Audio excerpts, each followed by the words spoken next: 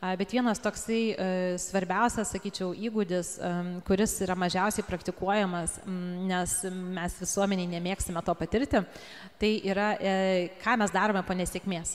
Mes stengiamės nesėkmių išvengti. Ne? Mes stengiamės daryti viską, kad tik tais būtų lengviau pasiekti sėkmę.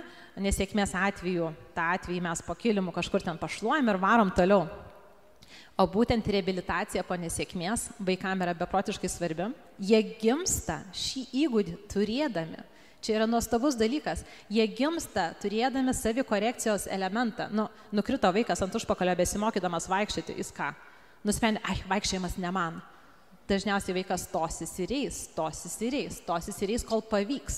Lygiai taip pat su kalba, lygiai taip pat su bet kokiais kitais įgūdžiais, su šakutės manevravimu, su tom pačiom emocijom vaikas praktikuosis tol, kol pavyks.